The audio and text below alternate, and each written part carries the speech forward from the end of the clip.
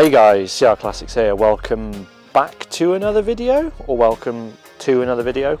It feels weird saying welcome back to another video because it has been months since I've uploaded a video, which I apologise for. I want to tell you why. The main reason was because my previous car, which is the Esprit, the S2 Esprit, the Gold Esprit 1979, wonderful car that I've owned for nearly 2 years, has now been sold, and selling that was quite a lengthy process with a lot of ups and downs, but it's now gone, and it's gone to a wonderful new owner, the dream new owner, and that's now gone into the distance. He's got lots of plans for it, and I'm sure you guys will see it online and at shows and things like that. He's not just going to store it, he's going to use it and love it and do everything that I wanted to do with it, really. But as I've said before, that car, where I am in my life, it just didn't really fit. It was a beautiful, beautiful car, dream car, poster car, perfect spec, a lovely rare thing, but from where I am, I want something that I can use a lot more and go on, long road trips in. And with there's lots of reasons, but that car just wasn't right for me where I am in my life, really. But that's not to say that Esprits aren't wonderful cars, because I loved every second that I owned it, and I met some wonderful people on the way. But I have moved on from it, and I have got another car which is behind these wooden doors. And I had this car in my mind for a while. I want something that I can use on a daily basis. This car is now my only car. Before I had the Esprit and an Abarth, which is, for those who don't know, a Fiat 500 looking thing, but sounds a lot better and is a little bit faster. That was my daily car, but I've gone all in with this one, and yeah, I don't have an escape really. So this, if I want to get somewhere, this is my only car. I've talked to a lot of people who've said it's possible to use one of these as a daily car, more than possible. So I'm with them, and so far I'm with them all day. It's been brilliant, but I don't want to be one of those people who stand in front of a hidden car and talk for ages and make you wait and wait and wait and wait, because I hate that in YouTube videos. So without further ado, I sort of want to show you the car, so enjoy.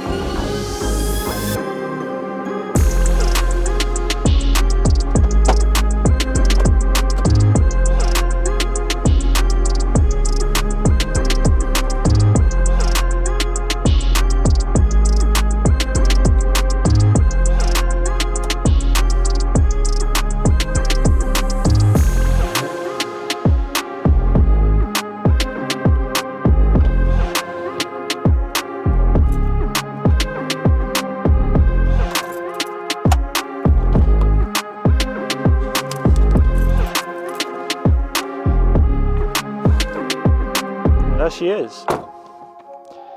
This is my 2010 Lotus Evora. Still feels very, very weird to say that, but there she is. Yeah, still feels super weird. So, 2010 Lotus Evora. It's in the launch year, but it's not a launch edition. It's launch edition spec, but it simply isn't registered as a launch edition. It hasn't got the launch edition badging, which I think there's a few little badges in there. Launch edition basically means that I think you've got all of the packs as standard, a bit like the launch edition of the Emira, or the first edition they call it. It's just a very high spec car, but this car has all of those, all of the 3 packs. I think it's technology, sport, and maybe comfort. But this car has the optional interior of the oyster interior instead of the black leather, as you can see. So it's got black, it hasn't got black leather in there, sorry, which I think, I'm a massive sucker for a light interior in a car. I think it completely changes the interior. I hate cars that seem dark and I don't know, I just like a cabin to be a light space. One thing I've always said is I'll never buy a silver car, which is quite funny. As you can see, this is silver, but I think it works, one, because of although they're standard, the darker wheels, the amount of black this car has on it. So it's obviously got this, which is black. It's got the intakes, these are all black, the pillars, the little cages there, black. I think it works, to be completely honest. I really think it works, and when I saw it, I just knew it was the spec that I wanted. The main thing was obviously going from classic Lotus cars to one of these, and from an Abarth to one of these as a daily car, was how practical is it, you know, how usable is it, what's it like to drive, is it too much? But literally the first time I got in it and the first time I went down the road, I was just sold. The Evora, I think, is a very misunderstood car. What it was compared to when it was launched, 911s and so on, I think was maybe a bit of a stretch, because it's raw when you want it to be, and it sounds epic when you want it to be. It's right on the limit when you want it to be. It's nowhere near as basic as a Elise or an Exige, although I completely get those cars and understand them and think they're amazing and wonderful things. But this, I think, you've got a few little elements of luxury in there. The seats are very comfortable, they grip you really, really well. They've got the Recaros in there, I think, which obviously Recaro, very famous seats.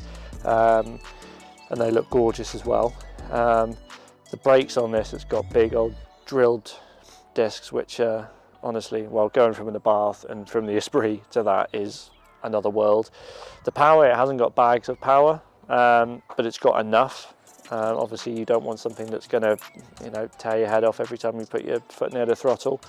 It's got enough. It's obviously the 3.5 litre Toyota V6, so it's pretty bomb-proof, pretty reliable. This car's only done 27, nearly 28,000 miles since 2010, so pretty low mileage. The guy who had it before me didn't live too far away, and he's taken it all around Europe, so it has been used and it has been well looked after. And there's a few little things I'd like to do to it. One of the things is get an Apple CarPlay unit in there, because it's still got its old Alpine unit, which, yeah, let's just say it's a 2010 head unit in a car, so let's leave it at that. That's not a big thing, that's an easy thing and a fun thing to do. So once a CarPlay unit's in there, that'll really bring it into the usable stage. As at the moment it's brilliant, but it just needs that for practicality, maps for your music and things like that. I mean, apart from that, I mean, I don't know what you guys think, but I think it's a pretty stunning looking car. I think it's gorgeous. I think the proportions are right. I think it's the shape of it from every angle. I think it's, yeah, I love it. It's one of those cars where, like, I always think when you park a car up in a supermarket or something, or wherever you're parking it, if you don't look back at your car, then maybe you bought the wrong car. But this one, every time I leave it and I'm walking away, I have to look back at it and just think, oh, wow, what a car. So I'd be interested to see what you guys think. But yeah, let me show you a bit more around it, a bit more close up. So to give you guys a quick walk around of the car, a classic YouTube style walk around.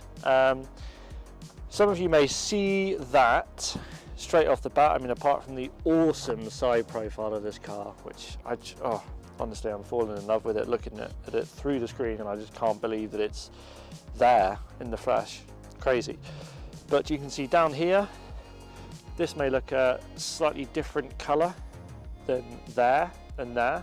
That's because all of that bit and all of down there and all of that bit has all got paint protection film on it, and that goes right round to the back of the car as well, around there. That's just to stop any stone chips from coming up and damaging the paintwork. The whole car is in PPF, but the major parts which suffer from stone chips, where obviously the wheels throw up stones that hit the bits of the bodywork which arch out a little bit. That's very helpful to have on performance cars, so I'm glad it's got that, although it's only done 27,800 miles, I think, so not many miles, but I'm happy it's got that, and it's had that from factory, so that's really good. I mean, the profile of this car, I mean, that's the angle, I think. Look at that. Absolutely gorgeous. AU10 EUE, so it was a Norwich car. It was based over in, well, not far from the factory, and it was actually, well, collected from a factory by an employee of Lotus. So there's a bit of digging to do there with what it was used for and who had it and things like that. So that's always exciting to do. It's got Michelin Pilot Sports on the back and Pirelli P0s on the front, I believe. So the tyres are all good on it. So it's jumping up to big boy performance tyres for me from the little Abarth, which just had pretty standard tyres. One main thing I think you'll want to know is how's the visibility on this car, because as you can see, that slither, that's your visibility.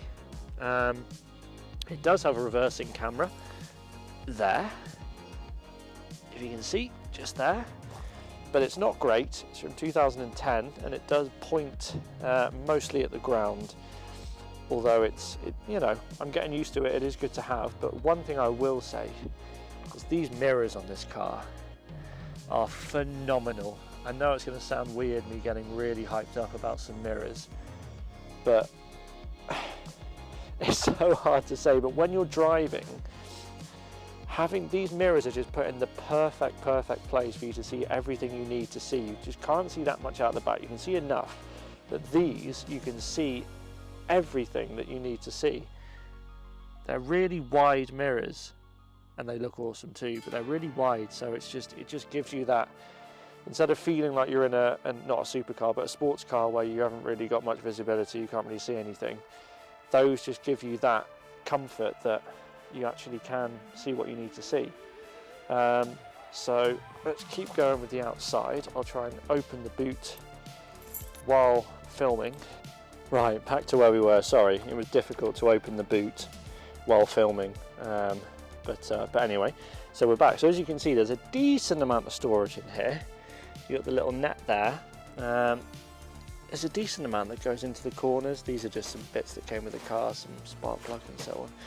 But yeah, and obviously there's your 3.5 litre Toyota V6 snuck in there.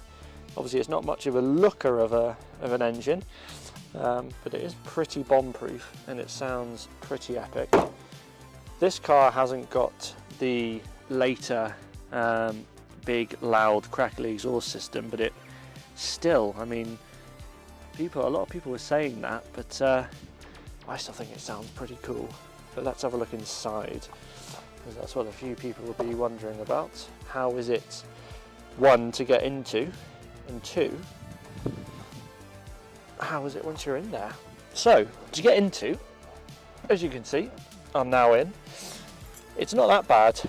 Your sidebar down there isn't anywhere near as bad as the Esprit. The Esprit, I think you sort of had to dive into and then hop out. But this, once you're in, it's such a nice place to be. That's what I'm on about with the mirrors. You've got huge visibility out of them. But in here, so what have we got? You've got cruise control, which I haven't used yet, which I'm waiting for the right moment to try out. 2010 Lotus cruise control. Could be good, could be pretty wild. There's the Alpine unit. Like I said, it's a 2010 unit, not great. Will be coming out and being replaced by an Apple CarPlay unit. 6-speed manual. I haven't gone for the IPS or anything like that. I've gone for the old-fashioned manual. But I mean, I just think the detail in here is just absolutely wonderful. I love it. It's such a nice place to be. And yes, this one has got the rear seat option, yeah, I mean, you can call them seats because they are seats, but I haven't tried to sit in there yet. But yeah, so a lot of people say that these are very hard to see, the dials are very hard to see in sunny weather, but I haven't felt that really. But then we haven't had much sunny weather because of the time of year. But I mean, it's just a wonderful, wonderful place to be. I mean, the driving view is that. So, I mean, it's typical. It fades away so quickly. The steering is so precise. The chassis is just honestly wonderful. I haven't really pushed this car at all because I've only had it in pretty shocking weather, and I've been getting used to it. But so far, it's blown me away every time I've asked it to. And another thing, it's not all shouty. It's not all, you know, the engine's sort of in your ear the whole time. If you want to have a quiet conversation, it's sort of, you know, this sort of volume with someone who sat next to you, you can. You know, it's not always a shouty car. So, you know, it can be a luxurious sort of Grand Tourer. But yeah, I'm in love with it, as you can probably tell. And I cannot wait to show you guys what I've got planned to do in it, where we're going, and everything. It's, yeah, it's been such a long time coming, this car, and yeah, I'm glad I can finally show it to you. So guys, that was just a quick sort of introduction to my 2010 Lotus Evora. Still feels like a dream that I'm saying that, but yeah, it's real. Yeah, so I just thought I'd give you an introduction to it, because we're going to be going on a trip, or I'm going to be taking the car down to Chipping Sodbury, which is near Bristol area, to Williams Automobiles, who are going to be giving it its major service, which it's in need of, and it's going to go straight down there. It's about 2 hours away, thereabouts, and the car's going to go down there. They're Lotus specialists, they're top guys, so I'm going to be showing you what they can offer you, and they're going to be giving me something quite interesting as well for the weekend while they've got this as well. So hopefully that'll be an interesting car for you guys to see, whatever they give me. I don't even know yet, so that's going to be a surprise. And hopefully this gets through the major service okay. I'm sure it will. I did my due diligence when I looked at buying the car, so hopefully that's paid off. I'm sure they'll look after me whatever happens, because they seem like really good guys. So yeah, I'm looking forward to going down there on a big-ish trip with the car. I just can't wait to drive it. Every time I go outside and I see the sun's out, I think, oh, I want to hop in the Evora and take it somewhere. So that's a destination to go to, and I'll be filming that whole experience with you guys. There'll be lots of content coming now. There's loads that I've got planned with this car, and obviously this one, it's not so weather dependent. I can just hop in it and take it somewhere and film it all for you. So yeah, there's not going to be another 6-month break, don't worry. Lots of content coming soon. Next one is down to Williams Automobiles, so keep your eyes peeled for that. But apart from that, thanks to everyone who's been messaging me in the meantime, keeping in touch with what happens with the Esprit and what I was going to next. Some people already knew that this was the next thing, so it's always nice to talk to people about cars and about Lotus in particular, because it's a wonderful brand and I'm definitely in love with it, and I've got the bug for it for sure. So yeah, but I'll see you guys very soon. Thanks as always for watching. Please like and subscribe and all that good stuff. But yeah, I've been CR Classics. I'll see you very soon.